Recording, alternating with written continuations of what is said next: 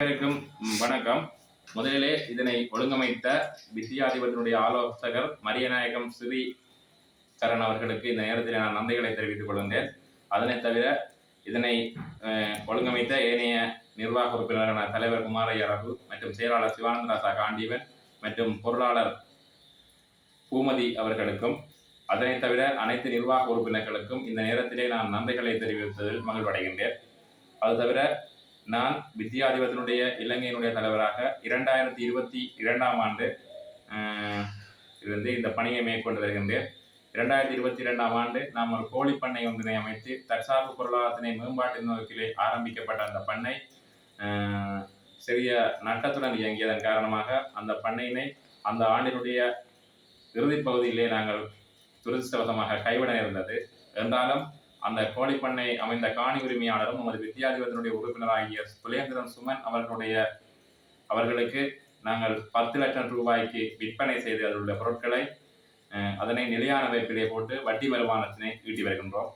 அதன் பின்னர் ஏதாவது ஒரு வழியிலே எமது தற்சார்பு பொருளாதாரத்தினை உயர்த்த வேண்டும் என வித்தியாதிபம் முனைப்புடன் செயற்பட வேளையிலே நாம் அனைவருடைய ஆலோசனையின் பிரகாரம் தையல் வகுப்பினை நாங்கள் ஆரம்பித்து 2022 11ஆம் மாதத்திலே இருந்து தையல் வகுப்பை நடத்தி இட்டவரை 6 அணிகள் தையல் அணிகள் வெற்றிகரமாக தையல் பயிற்சியை முடித்து NBQ தர சான்றிதழை பெற்று வெளிவரையுள்ளன என்பதனை உங்களுக்கு மகிழ்ச்சியுடன் தெரிவித்துக் கொள்கின்றேன்.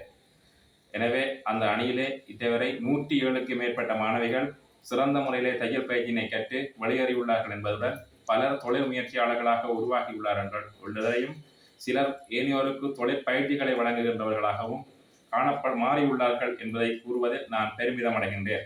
இவை அனைத்தும் உங்களுடைய உயரிய சிந்தனைகள் மற்றும் உங்களுடைய உயரிய நிதி பங்களிப்பிலே பெறப்பட்ட வெற்றிகள் என்பதை இந்த இடத்திலே கூறுவதிலே மகிழ்வடைகின்றேன். அதனைத் தவிர நமது வித்தியாதிபத்தினுடைய முயற்சியின் பயனாக, ஆலோசகருடைய முயற்சியின் பயனாக கணனி வகுப்புகள் ஆரம்பிக்கப்பட்டு செவ்வனே நடைபெற்றுக் கொண்டிருக்கின்றது. எமது வித்தியாதிபத்தினுடைய நிறுவனத்திலே 22 மடிக்கணினிகள் காணப்படுவதுடன் அங்கே 40க்கு மேற்பட்ட மாணவ மாணவிகள் கணனி பயிற்சியினை பெற்று வருகின்றார்கள். இதில் ஒரு ஆண் ஆசிரியர், ஒரு பெண் ஆசிரியை ஆகிய இருவர் அந்த மாணவர்களுக்கு கணனி கல்வியினை போதித்துக் கொண்டிருக்கின்றார்கள் என்பதனையும் இந்த நேரத்திலே மகிழ்வுடன் தெரிவித்துக் கொள்கின்றேன்.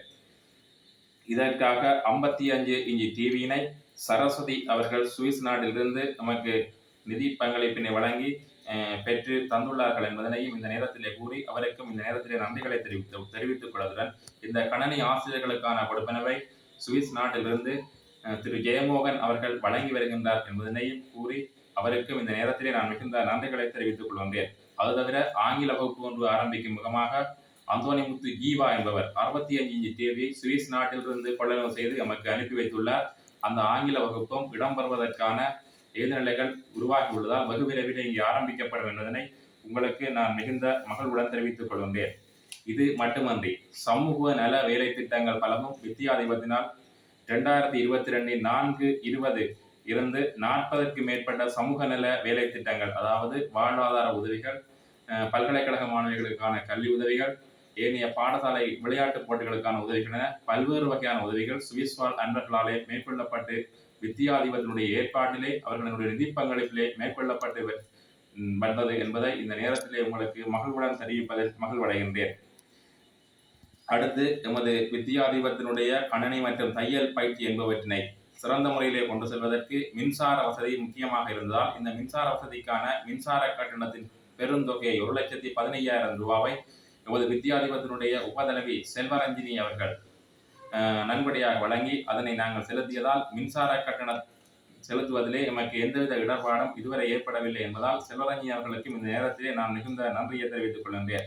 இவை அனைத்தையும் கொண்டு செல்வதற்கும் இவை அனைத்தையும் தொடர்ச்சியாக நாம் கொண்டு செல்வதற்கு எமக்கு முக்கிய ஒரு பிரச்சனையாக உள்ளது பொருளாதாரம், அதாவது நிதி பங்களிப்பாகும். உதாரணமாக ஆசிரியர்களுடைய தையல் ஆசிரியருடைய கொடுப்பனவு, காவலாளி, ஏனைய பணியாளர்கள் கொடுப்பனவு, ஏனைய இயந்திரங்களுடைய புனரமைப்புக்கான கொடுப்பனவு என்பன நாம் தொடர்ந்து மாதம் செலுத்த வேண்டிய ஒரு நிலையிலே நாங்கள் உள்ளதால் இவை அனைத்துக்கும் நிதி பங்களிப்பு நமக்கு தேவையாக உள்ளது.